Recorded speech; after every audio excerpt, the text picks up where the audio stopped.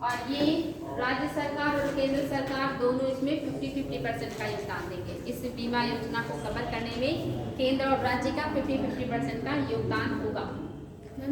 वार्षिक 200 रुपये जमा। हाँ, ₹200। नेक्स्ट हेडिंग राष्ट्रीय स्वास्थ्य बीमा योजना। राष्ट्रीय स्वास्थ्य बीमा योजना, राष्ट्रीय स्वास्थ्य बीमा योजना, राष्ट्रीय स्वास्थ्य बीमा योजना। श्रम एवं रोजगार मंत्रालय। अच्छा, इसमें पहले बताएं, समझ में आएगी। आम आदमी बीमा योजना बहुत पहले शुरू किया गया है ना, 2007 में ही शुरू किया गया है। और इसमें अगर खास करके किसके लिए, जो गांव के भूमिहीन मजदूर टाइप के लोग होते हैं, जो बहुत गरीब होते हैं, ऐसे लोगों के लिए ये योजना लाई गई थी। और इसमें 18 से 59 वर्ष के जो आयु वर्ग के लोग होंगे वो इसका फायदा ले सकते हैं। वार्षिक प्रीमियम 200 रुपये है। और अगर उनका नेचुरल तरीके से डेथ हो जाता है तो उनके परिवार को 30,000 मिलेगा। अगर उनका मृत्यु हो जाती है दुर्घटनावश तब 75,000 मिलेगा। अगर वो पूरी तरह से विकलांग हो जाते हैं तो फिर कितना मिलेगा, 75,000। और आंशिक रूप से हो जाते हैं तो उसका 37,500। हाँ, लगभग आधा से थोड़ा कम मिलेगा। और ये भी इसमें केंद्र सरकार और राज्य सरकार का जो योगदान है वो 50-50% का, इस राशि में दोनों 50-50% का योगदान करेंगे। तो देखिए, ये योजनाएं कभी कभी पूछ ली जाती है। एक तरफ योजनाएं होंगी, दूसरी तरफ वर्ष कहेगा कि इनको कूट की सहायता से मिलाइए, या कभी कभी योजनाएं कहेगा इनको क्रम में लगाइए, और उन्हीं क्रम में और उन्हीं क्रम में। तो इसके लिए आपको ईयर पता होना चाहिए कि किस वर्ष कौन सी योजना लाई गई थी।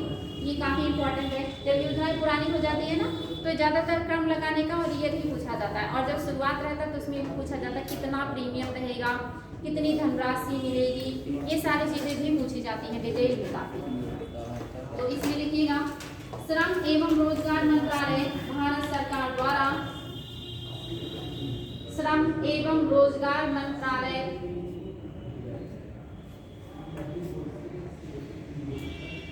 श्रम एवं रोजगार मंत्रालय भारत सरकार द्वारा गरीबी रेखा से नीचे रहने वाले,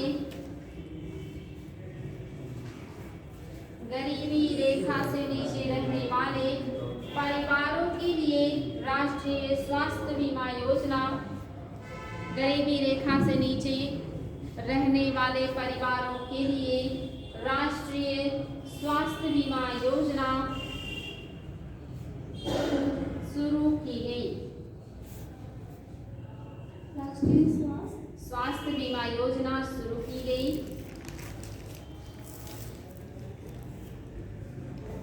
पैराग्राफ चेंज कीजिएगा। इस योजना के तहत गरीबी रेखा से नीचे रहने वाले, इस योजना के तहत गरीबी रेखा से नीचे रहने वाले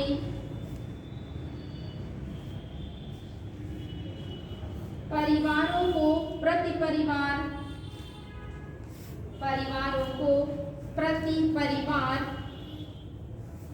अस्पताल में भर्ती होने के दौरान, प्रति परिवार अस्पताल में भर्ती होने के दौरान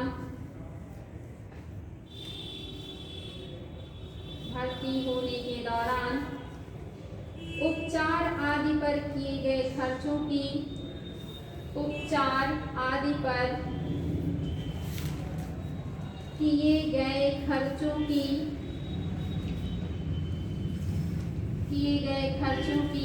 भरपाई हेतु, उपचार आदि पर किए गए खर्चों की भरपाई हेतु प्रति वर्ष ₹30,000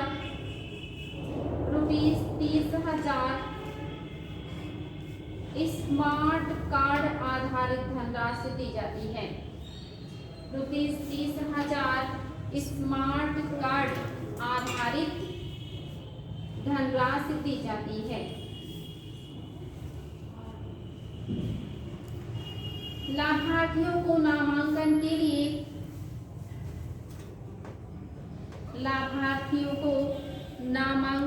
लिए ₹30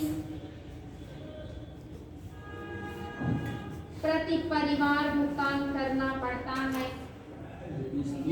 ₹30 प्रति परिवार नामांकन करना पड़ता है। लाभार्थियों को नामांकन के लिए अच्छा भुगतान करना पड़ता है। नामांकन के लिए ₹30 प्रति परिवार भुगतान करना पड़ता है। कुल प्रीमियम का 75% केंद्र सरकार द्वारा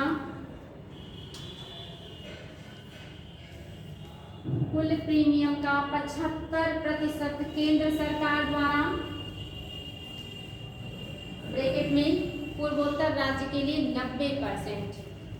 कुल प्रीमियम का 75% केंद्र सरकार द्वारा ब्रैकेट में पूर्वोत्तर राज्यों में 90%। ब्रैकेट बंद। पूर्वोत्तर राज्यों के लिए 90% ब्रैकेट बंद तथा शेष 25% प्रीमियम राज्य सरकार द्वारा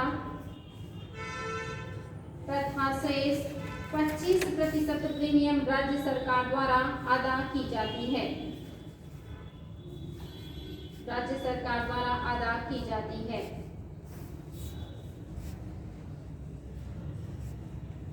2008 में प्रारंभ की गई इस योजना के अंतर्गत 2008 में प्रारंभ की गई इस योजना के अंतर्गत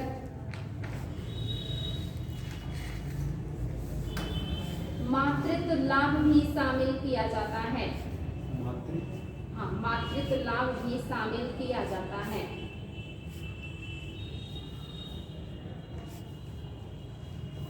1 अप्रैल 2015 से इस योजना का कार्यान्वयन 1 अप्रैल 2015 से इस योजना का कार्यान्वयन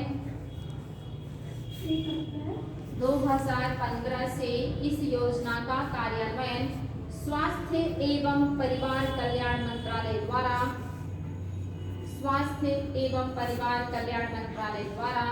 किया जा रहा है। स्वास्थ्य एवं परिवार कल्याण मंत्रालय द्वारा किया जा रहा है। आपका ये जो लास्ट में आपने लिखा राष्ट्रीय स्वास्थ्य बीमा योजना, ये गरीबी रेखा के नीचे रहने वाले परिवारों के लिए लाई गई योजना है, जिसमें उन्हें हर वर्ष पूरे परिवार को इकाई मान करके ₹30 जमा करना है। बदले में उन्हें 30,000 का स्मार्ट कार्ड मिलेगा, जिसका उपयोग करके वो अपना अस्पताल में इलाज वगैरह करवा सकते हैं। और इस योजना को शुरू में कौन देख रहा था? श्रम एवं रोजगार मंत्रालय। लेकिन 2015 से इस योजना को कौन देख रहा है? स्वास्थ्य एवं परिवार कल्याण मंत्रालय। और ये योजना कब शुरू हुई है? 2008 में। केंद्र सरकार इसमें 75% का प्रीमियम देगा। उत्तर जो पूर्व के राज्य हैं यहाँ पर 90% की प्रीमियम केंद्र देगा और बचा हुआ 25% राज्य सरकार के द्वारा दिया जाएगा। तो इन चारों में सबसे पुरानी योजना कौन सी हो गई? इन चारों में सबसे पुरानी योजना कौन सी हो गई? आम आदमी बीमा योजना 2007, फिर राष्ट्रीय स्वास्थ्य बीमा योजना 2008, अब इन दोनों का प्रधानमंत्री सुरक्षा बीमा और जीवन ज्योति। पहले प्रधानमंत्री सुरक्षा और फिर जीवन ज्योति। इसे क्रम में अगर लगाने के लिए आ जाए तो इस तरह से होगा। या आपको याद रहे कि किसमें कितने का प्रीमियम है, किसमें किसको कवर कर रहे हैं, किसमें कितना लाभ मिल रहा है। ज़्यादा हार्ड नहीं है, बहुत आसान है, बस 1-2 बार देख लेंगे तो याद हो जाएगा। तो ये चैप्टर आपका हो गया है समाप्त। अब इससे आए हुए प्रश्नों को हल कर लेते हैं। चलिए क्वेश्चन है, ध्यान से सुनिएगा। इरडा नियमन करती है। इरडा किसका नियमन करती है? पहला ऑप्शन बैंकिंग कंपनियों का, दूसरा फुटकर व्यापार का, तीसरा बीमा कंपनियों का, चौथा उपरोक्त में से किसी का नहीं? बीमा कंपनियों का। Okay, very good. नेक्स्ट है RN मल्होत्रा कमेटी किस क्षेत्र से संबंधित है? बीमार उद्योगों से, कर सुधारों से, बीमा क्षेत्र से, बैंकिंग क्षेत्र से।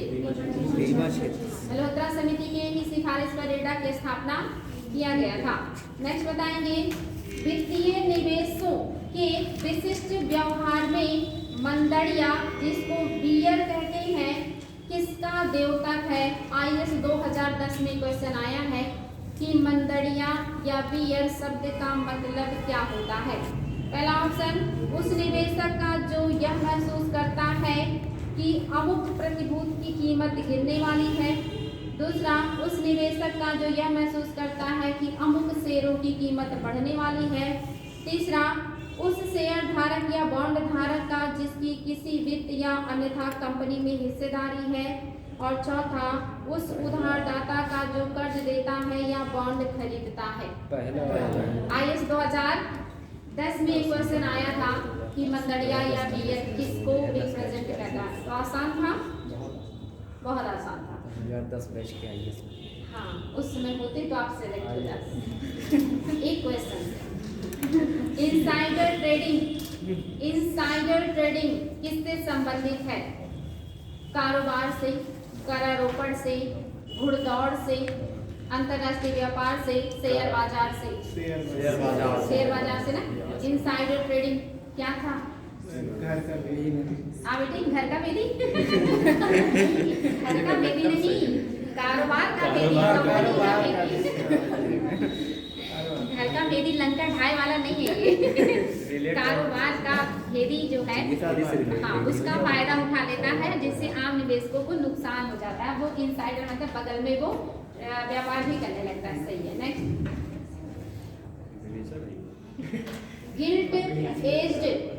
गिल्ट एज्ड बाजार किससे संबंधित है? सरकारी प्रतिभूतियों के बाजार से, शुद्ध धातुओं के बाजार से, बंदूकों के बाजार से, सर्राफा बाजार से। सरकारी प्रतिभूति। सरकारी प्रतिभूतियों के बाजार से। क्या क्वेश्चन है?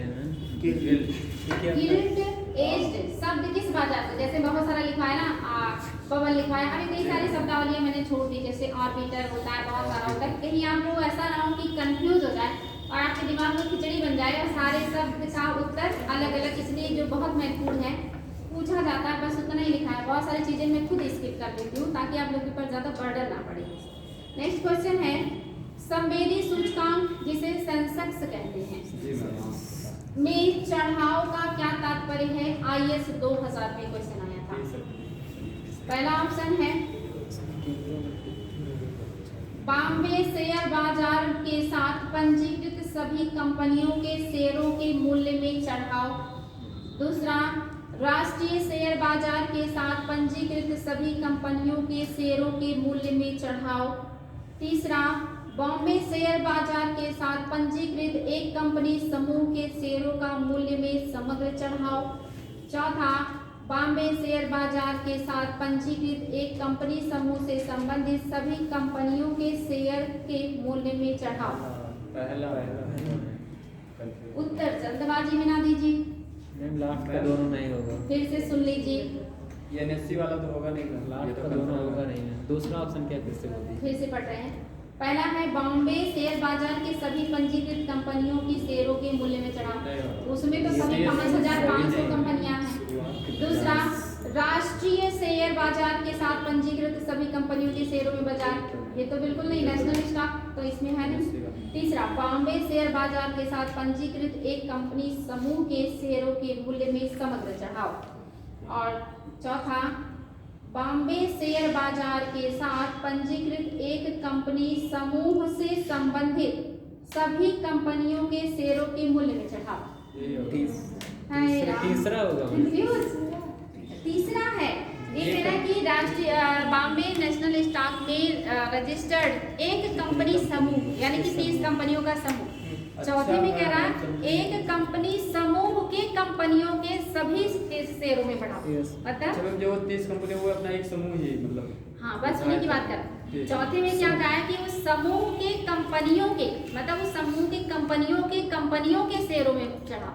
आपने इस शब्दावली को ध्यान में नहीं रखा, जरा सा अंतर है। एक मतलब एक समूह के कंपनियों के सभी कंपनियों के मूल्य की बात कर रहा है, तो बस डायरेक्ट उन्हीं कंपनियों की बात हो रही है ना। तो ऑप्शन नंबर सी सही है। आईएएस के क्वेश्चन रहते हैं। आपके भी क्वेश्चन भी इसीलिए गलत होते हैं क्योंकि हम क्वेश्चन नहीं समझ पाते। नेक्स्ट क्वेश्चन है, भारत में निम्नलिखित में से कौन सा सबसे बड़ा म्यूचुअल फंड संगठन है? भारत में सबसे बड़ा म्यूचुअल फंड संगठन बताना है आपको। क्या ये एसबीआई है? क्या ये जीआईसी है यानी कि सामान्य बीमा निगम? क्या ये इनसाइड बैंक म्यूचुअल फंड है? क्या यूनिट ट्रस्ट ऑफ इंडिया का म्यूचुअल फंड है सबसे बड़ा? तीसरा है बेटी इनसाइड बैंक म्यूचुअल फंड और चौथा है यूनिट ट्रस्ट ऑफ इंडिया का म्यूचुअल फंड। चौथा से यूटीआई जो है यूनिट ट्रस्ट ऑफ इंडिया, इसकी जो म्यूचुअल फंड है ये आपका सबसे बड़ा म्यूचुअल फंड संगठन है। नेक्स्ट है, आपको बताना है कौन सा भारत के शेयर बाजार के कार्य को नियंत्रित करता है? कौन सा संगठन या संस्था है जो शेयर बाजार के कार्यों को नियंत्रित विनियमित करता है, निगरानी रखता है?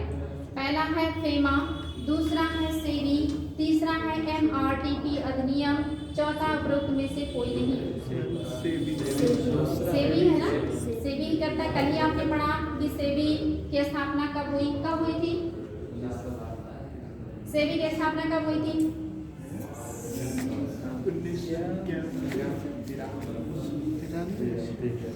नहीं बेटी 1988 में स्थापना हुई थी सेबी का और 1992 के अधिनियम के तहत उसको दर्जा दे दिया गया था, संप्रभु या बना दिया गया, कहीं कि सांविधिक निकाय बना दिया गया था। तो सेबी ही मैंने आपको कल बताया था, ये बीमा मतलब शेयर बाजार को विनियमित नियंत्रित निगरानी करना, कंपनियों का पंजीकरण करना, उनकी मतलब जांच करना कि कहाँ से आ रहे निवेश करने, सही है, लीगल है या इलीगल है, ये सब कुछ कौन करता है? सेबी करता है। नेक्स्ट क्वेश्चन, किसी कंपनी के डिबेंचर धारक उसके क्या होते हैं? कल ही पढ़े हैं डिबेंचर धारक। किसी कंपनी के डिबेंचर धारक उसके क्या होंगे? वेरी गुड, विदाउट ऑप्शन, लेनदार। बहुत सही। नेक्स्ट, नेशनल स्टॉक एक्सचेंज की प्रवर्तक हैं। फुट की सहायता से नहीं, फुट की सहायता से नहीं बताना है। आप पहले उत्तर सुन लीजिएगा सारे, फिर उत्तर दीजिएगा। कह रहा कि नेशनल स्टॉक एक्सचेंज का प्रवर्तक, कल पढ़ा था ना, national stock exchange Bombay stock exchange के एकाधिकार को समाप्त करने के लिए आया और कुछ उसमें क्षेत्रों ने अपना पैसा निवेश किया है, उनको मैंने दिखवाया था आप लोगों को। आपको बताना इसमें से कौन सा है जिसने उसमें पैसा नहीं लगाया है। पहला है एसबीआई लगाया है, LIC और GIC, LIC भी है ना और GIC भी है। नेक्स्ट IDBI, उपरोक्त सभी सही हो जाएगा। ठीक। शब्दबुल तथा बीयर किस व्यापार क्षेत्र से जुड़े हैं? विदेशी व्यापार, बैंकिंग बाजार, वस्तु निर्माण, शेयर बाजार। शेयर बाजार। ठीक है। नेक्स्ट क्वेश्चन, निम्नलिखित कथनों पर विचार कीजिए। भारतीय शेयर बाजार में उतार चढ़ाव का कारण है। भारतीय शेयर बाजार में जो उतार चढ़ाव होता है उसके लिए कौन से कारण जिम्मेदार होते हैं? क्वेश्चन बहुत शानदार है और उत्तर बहुत सोच समझ के दीजिएगा। फूट की सहायता से उत्तर देना है। पहला, विदेशी कोषों का अंतर प्रवाह एवं बाह्य प्रवाह, क्या इसका इफेक्ट आएगा शेयर बाजार पे? जो आपका रिजर्व है क्या उसका इफेक्ट आएगा? उसके बढ़ने घटने से असर पड़ेगा। दूसरा, विदेशी पूंजी बाजारों में उच्चावच यानी विदेशी पूंजी जो बाजार है उसमें कितना ज़्यादा बढ़ोतरी हो रही है, इसका असर आएगा। तीसरा, मौद्रिक नीति के परिवर्तन, जो आप मौद्रिक नीतियां बदलते रहते हैं RBI के द्वारा, क्या इसका इफेक्ट आएगा शेयर बाजार पर? बताएं, केवल पहला दूसरा, पहला तीसरा, सभी या दूसरा तीसरा? पहला तीसरा। सभी आएंगे, यानी शेयर बाजार में निवेश सभी आ जाएंगे। आपका बाह्य या आंतरिक, अगर पैसे का कहीं भी फ्लो घटता है या बढ़ता है, डिमांड बढ़ती या बढ़ती, तो उसका प्रभाव हर क्षेत्र में आएगा। बात समझ में आया? वो मौद्रिक नीति पर भी आएगा, शेयर बाजार में भी आएगा, अर्थव्यवस्था पर भी आएगा, रोजगार में भी आएगा, डिमांड और सप्लाई में भी आएगा, सब जगह उसका इफेक्ट आएगा। क्योंकि एक जाल है और एक कड़ी है से जुड़ी हुई है। नेक्स्ट क्वेश्चन, निम्नलिखित में से शेयर बाजार में कौन सिटोरिया नहीं है? सिटोरिया का मतलब कौन है जो शेयर बाजार से संबंधित शब्दावली या व्यक्ति या मतलब उसका हिस्सा नहीं है? पहला ऑप्शन तेजड़िया, दूसरा मंदड़िया, तीसरा स्टैग, चौथा दलाल। स्टैग नहीं है सर, स्टैग आज ही बताया। स्टैग दलाल नहीं होगा। स्टैग मतलब होता है कि जब किसी चीज को मतलब कंट्रोल करने का जो प्रयास किया जाता है, तो मैं वो दलाल नहीं मैंने आज बताया ना कि दलाल हमारे उसमें उपयोग में नहीं लाया जाता, दलाल शब्द का उपयोग नहीं होता, दलाल प्रयोग नहीं किया जाता। नेक्स्ट है, पूंजी बाजार से क्या आशय है? वस्तु बाजार से, मुद्रा बाजार से, शेयर बाजार से, उपर्युक्त सभी से। पूंजी बाजार का आशय किससे है? वस्तु बाजार, मुद्रा बाजार, शेयर बाजार, उपरोक्त में से कोई नहीं। उपरोक्त में से कोई नहीं कि सभी में? पूंजी बाजार मतलब मुद्रा कोई लगाना नहीं बेटी, ध्यान से उत्तर दीजिए, जल्दबाजी मत कीजिए। पूंजी बाजार से आशय पूंजी बनाता है शेयर। आपका हेडिंग ही क्या था चैप्टर का? पूंजी बाजार और शेयर बाजार, कैपिटल मार्केट एंड बीमा इंश्योरेंस चैप्टर यही था। पूंजी बाजार में आपने बीमा यही सब तो पढ़ा, शेयर मार्केट के बारे में। उससे पूंजी का निर्माण होना है। हाँ बिल्कुल, इसी में तो दीर्घकालिक पूंजी, अल्पकालिक पूंजी, सही है। और आपका पूंजी बाजार और मुद्रा बाजार अलग है ना, दोनों में अंतर है। पूंजी बाजार में दीर्घकाल के लिए पैसे लिए जाते हैं और मुद्रा बाजार में शॉर्ट टाइम के लिए पैसे दिए जाते हैं। कितनी बार समझा चुकी हूँ, फिर भी कंफ्यूज हो रहे हैं। नेक्स्ट, अच्छा, भारतीय जीवन बीमा निगम तो मैंने आप लोगों को पढ़ाया ही नहीं। LIC की स्थापना कब हुई थी बता दीजिए। LIC एक संवैधानिक निकाय है। हाँ, और स्थापना कब हुई थी? 1944, 50, 56 या 47? 1956। हाँ, बहुत अच्छी। 1956 में LIC की स्थापना हुई। चलिए, आप लोग का गेस सही चला गया। नेक्स्ट, भारत सरकार द्वारा बीमा नियामक एवं विकास प्राधिकरण की स्थापना कब की गई? 2000। अप्रैल 2001, 2002, 2003 या 2000? 1 अप्रैल 2000। नेक्स्ट, सरकार ने बीमा व्यवसाय के नियमन के लिए किसे गठित किया है?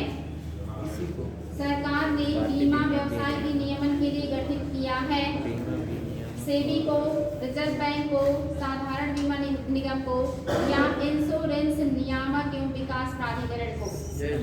इरडा ना, बिल्कुल सही है। नेक्स्ट, भारत में शेयर बाजारों के लिए मुख्य नियंत्रक का कार्य कौन सा संगठन करता है? पूंजी निर्गम नियंत्रक या वित्त मंत्रालय या भारतीय कंपनी लॉ बोर्ड या भारतीय प्राधिभूति एवं विनियामक बोर्ड? शेयर बाजार को सेबी ही करता है। तो ये थे आज के क्वेश्चन जो कि आप लोगों ने बहुत अच्छे से बता दिया है। जीवन बीमा LIC कहाँ छूट गया, इसके बारे में मैंने आपको बताया।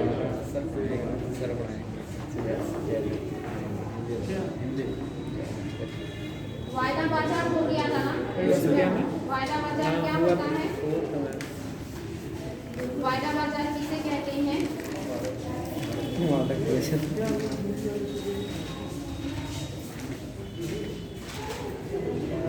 जब किसी प्रतिभूति की कीमत व लेन देन की तिथि एवं अन्य शर्तें वर्तमान में निर्धारित हो जाए। भारतीय जीवन बीमा निगम, इसको मैंने स्किप कर दिया था, सुन लीजिए इसके बारे में।